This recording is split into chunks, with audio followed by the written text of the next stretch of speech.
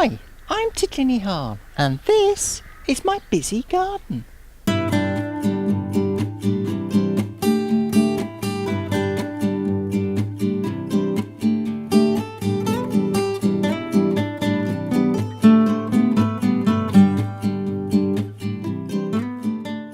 For the last couple of weeks, all you've seen me do is prune and prune and prune, and the adventure didn't end with the end of the last episode.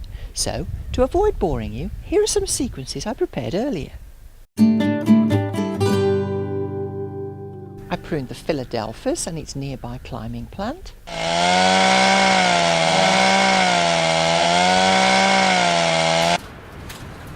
I pruned this climbing rose.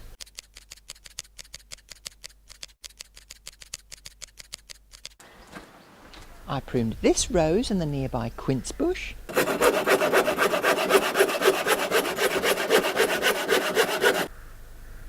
I pruned this climbing plant and the jasmine next to it.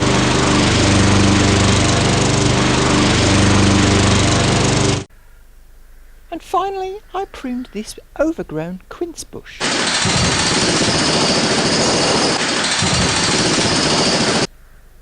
All under the watchful eye of the terrorist. This week I'm going to do something a little more constructive.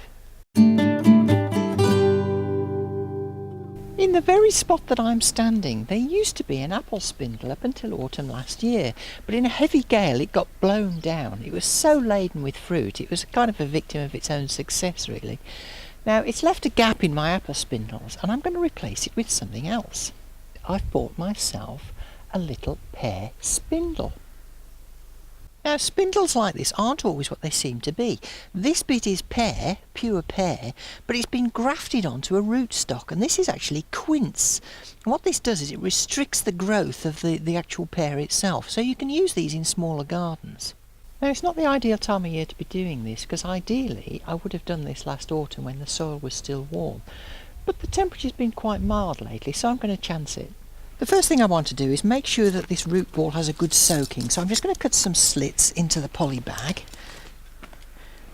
and then I'll dump it into this box of water. At least I will when the terrorist has finished drinking from it.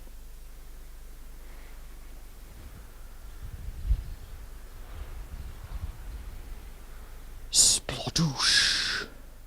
Now I'm going to leave this to soak for probably about an hour while I dig the hole ready for it. And now I need to dig the hole. So I've got spade, I've got fork, let's rock and roll. Take out this stick and dig away. Soil's very light, so it shouldn't take much digging, this hole. I'll hang on to this strawberry plant.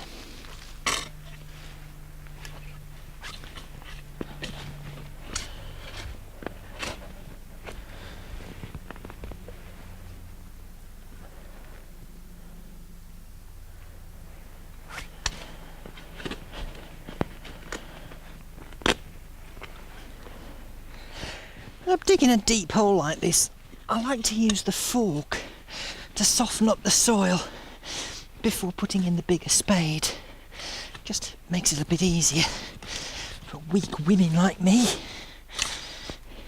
Well, there's only so much you can actually do with a spade in a narrow hole, so I'm going to have to use my trowel to get the rest of the soil out, and also my kneeling mat. Every gardener should have a kneeling mat.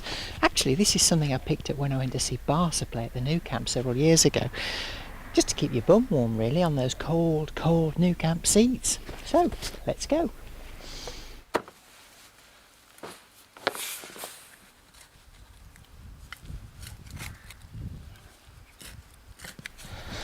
Right, got myself a nice deep hole here. So, let's see if the thing fits. Oh, that's not too bad. I think I actually need to put a little bit more soil back in because I want this graft to be above the soil line. So let's just pop a bit more soil back in.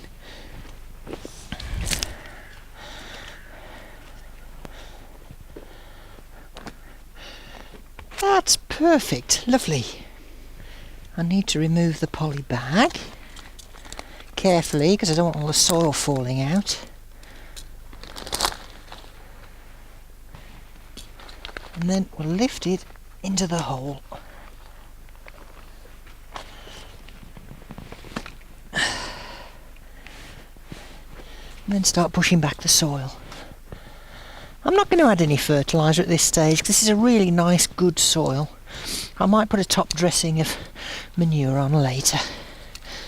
There we are, job done. Now before I do anything else, I'm going to go and wash my hands.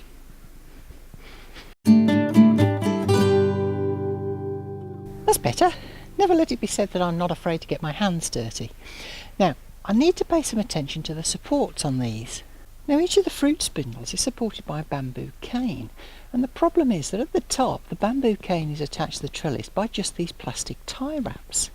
And the problem with that is that they move backwards and forwards really quite easily, and particularly in a high wind, so I'm going to need to pay some attention to attaching these more firmly to the trellis. I'll start by removing the tie wrap. Then I'm going to bring the cane the other side of this trellis so I can get at it more easily. Make sure it's nice and upright. And I'm going to hammer in a couple of nails.